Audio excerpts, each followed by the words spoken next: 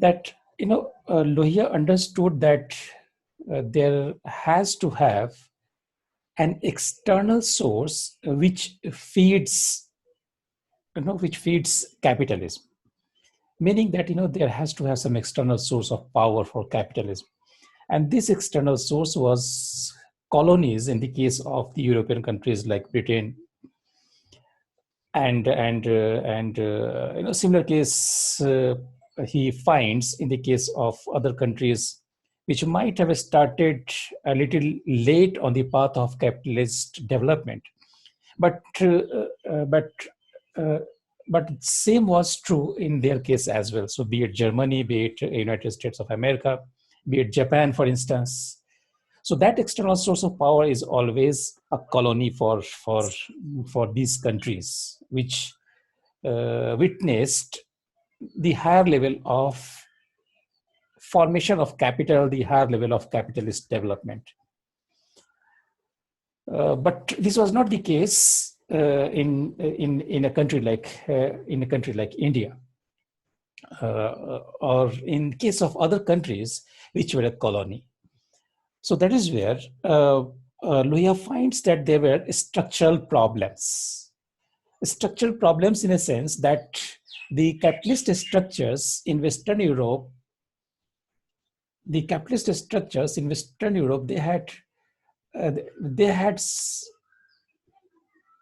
they had achieved a certain level of development, which was not the case in the countries like India, or in the case of any other country which was a colony at that point of time.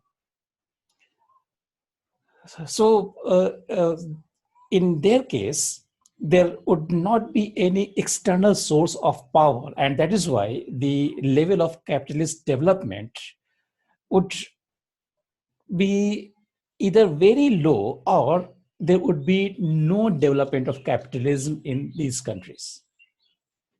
So that is something which Lohia understands in terms of the structural differences between the capitalist countries and other countries which were in the role of a colony.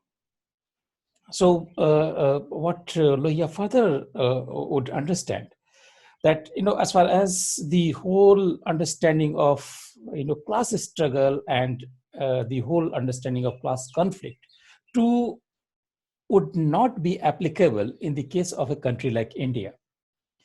Because if one looks at the whole concept of class, then the way the relationship would exist between the capitalist class at an international level and the way class formations would happen internally. So there was an intricate relationship that he finds would be there. And in his understanding, Marx could not understand this aspect of class formation or class relationship, right? So what Lohia understands, that in the case of the capitalist countries, or the countries which had achieved higher level of capitalist development, in those countries, the workers, they had in fact got the benefit of capitalist development.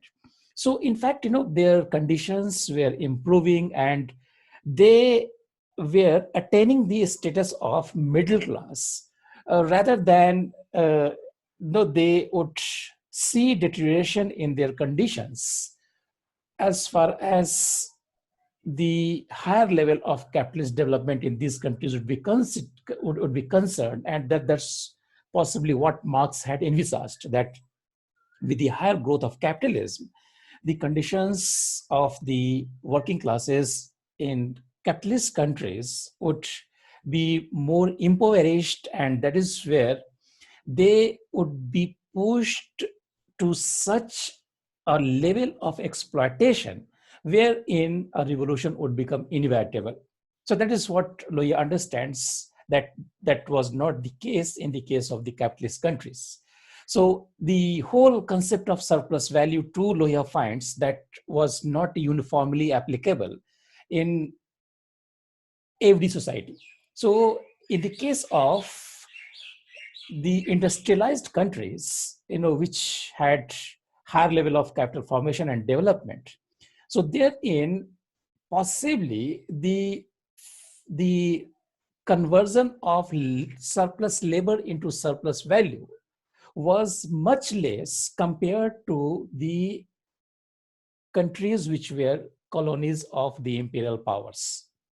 So that is where he would understand that as far as a country like India would be concerned, in the case of a country like India, possibly the maximum amount of surplus labor would be converted into surplus value, which would not be the case in the countries like Britain, which would not be the case in a country like Germany, for instance. So primarily because the working classes, they were getting the benefits of the profit which the industries were making. And this was not the case with the colonies, right? So primarily the colonies as a whole were exploited. And primarily the industrialized countries as a group, they were the exploiters. So this is how he would understand, and this is how he would establish the relationship between capitalism and imperialism, which he thought were a simultaneous process, and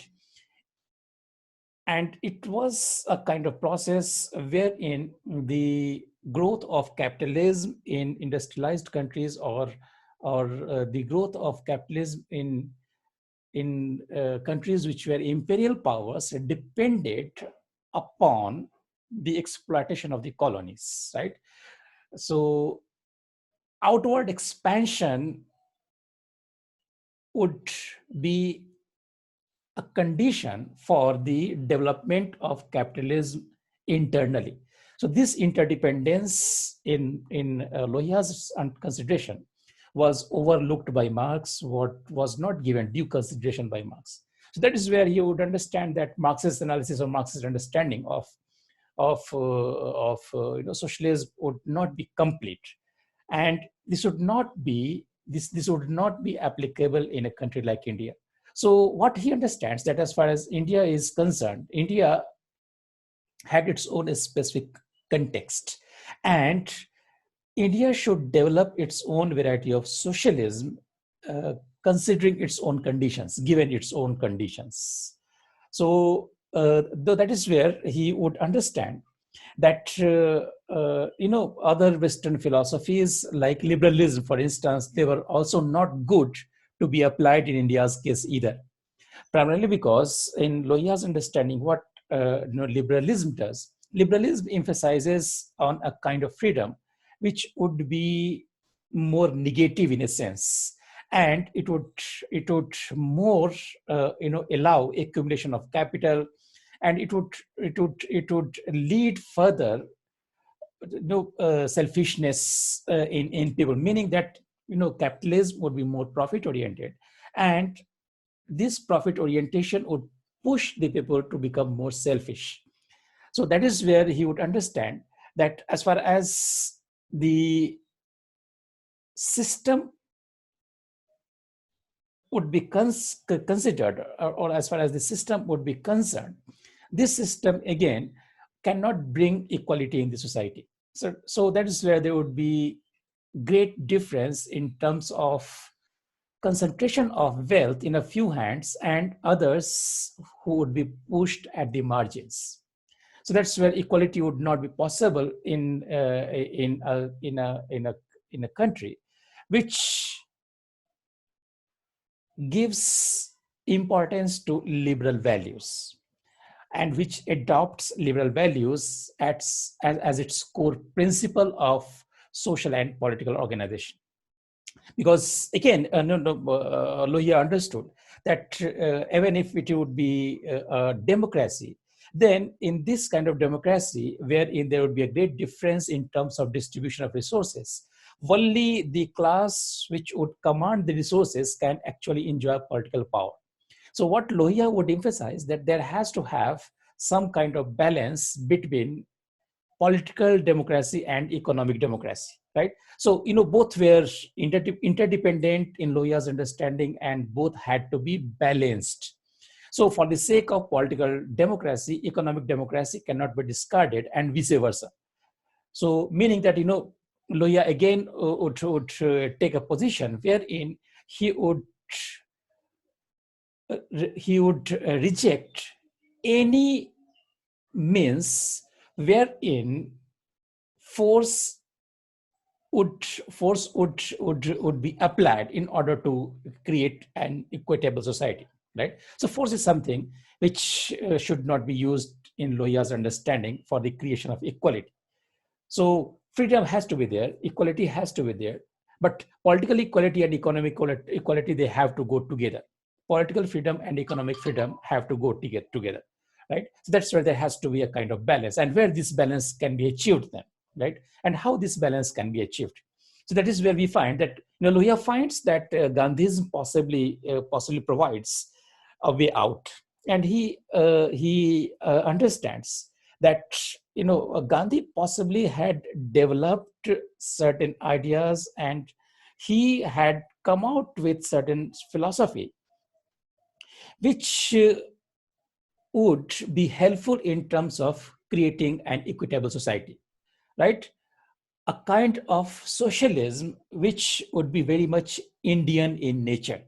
So as far as socialism would be concerned, this socialism would not simply mean that there would exist only economic equality in the society, but this kind of socialism would also give equal importance or value to the freedom of the individual, right? To the creativity of the individual, wherein individuals actually can realize their potential, right? And again, this kind of socialism would not discard or would not reject Indian values.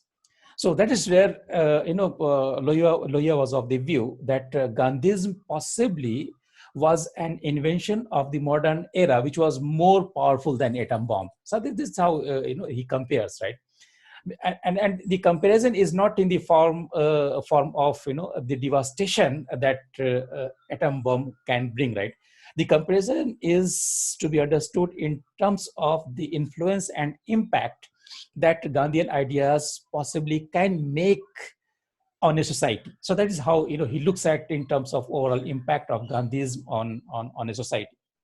So therein Gandhi, Gandhi's principles would be very much valuable for Lohia, and he comes up with his own understanding of socialism, what possibly many have tried to understand as new socialism, wherein the economic equality principle and political equality principle would be combined with four of Gandhian ideas, right? And that is where we find that why Lohia would not give any place to violent methods or to the use of force in terms of creating an equal society where there would be a kind of balance between political equality and economic equality. So along with the principles of socialism, Lohia would understand that Gandhi's principle of satyagraha, that would be something which would be very much valuable, right? Then, his emphasis on means and end relationship, right? That would be the second thing that Lohia would understand to be very much important as far as socialism of Indian variety would be concerned, right?